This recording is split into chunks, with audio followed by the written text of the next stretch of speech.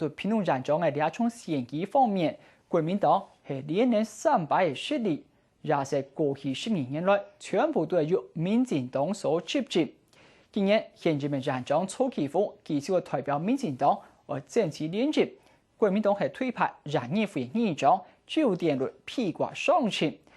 对战场面唔但将係蓝绿嘅政党之战，同時係地方嘅行政和民意首長兩台勢力對決情勢台面化。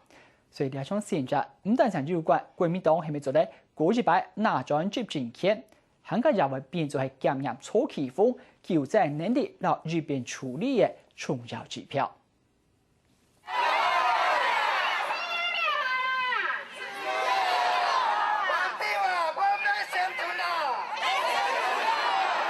選舉期間，人民搶延案，通常會本人因為係選舉措施發通，但係一到寄通，該場無法度通郵，所以奉提屏東縣嘅 TV。動身！我們要為屏東衝更多的第一。4年前，我們提出台鐵高架捷運化，我們整治萬年溪，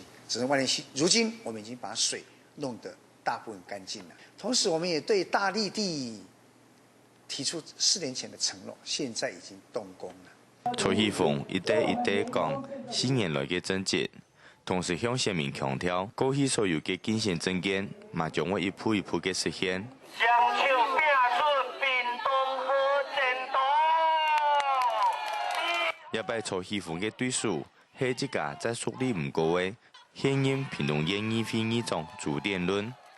長期以來，朱典論扮演為民後世嘅角色，嘛因為安尼累積了相當崇拜嘅人脈，也得人脈同基層民意，自然成為其最重要嘅競選後盾。嘛因為安尼累積了相當崇拜嘅人脈，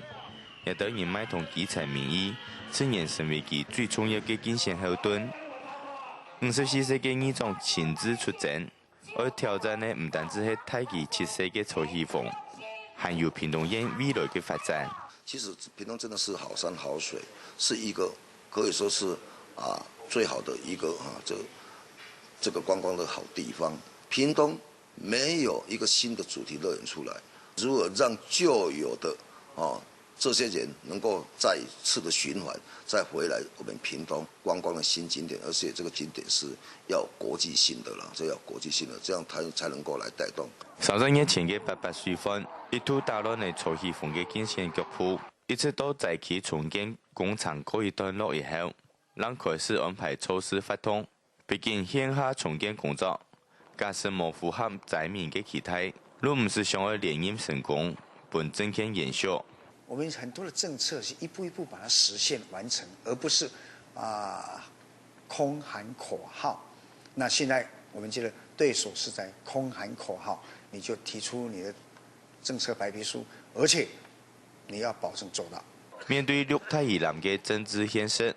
國民黨期待長期以來沉降基層嘅朱典論，做得整合地方資源，發揮影響力，喺關鍵嘅時刻逆轉先權。百姓有伊看到我，勤走基層、關心基層，而這情形，所以因認為講我來做骨力，我閣有魄力，我閣有效率，所以屏東需要一個有魄力、有效率的人來帶領屏東，所以他們會接受我。出身喺林邊嘅蔡英文縣長，還有新嘅提起嘅朱典論議長，喺過去4年高數嘅經驗嘛幾多嘅。彼此嘛相當清楚對方嘅實力同能力，也擺戰場對議會延燒到不利和之爭，等於係龐大嘅行政資源同雄厚民意基礎之間嘅角力。以目前雙方陣營喺沿海地區，太子路呈現嘅旗鼓相當嘅態勢。儘管過去國民黨喺屏東縣讓做得掌握屏東市原住民鄉鎮，還有離島地區嘅表現，仍然不及綠洋所經營嘅屏北、屏南。唔過，安尼嘅勢力板塊，也因為88歲份救災應變，還有後續重建工作等等問題，出現微妙嘅位移變化。屏東縣狀態線唔單單有關於國民黨甘做得重新拿回失去12年嘅執政權，更將會成為检验潮气风救灾能力、应变处理嘅重要指标。客家新闻潘胜旺评论报道。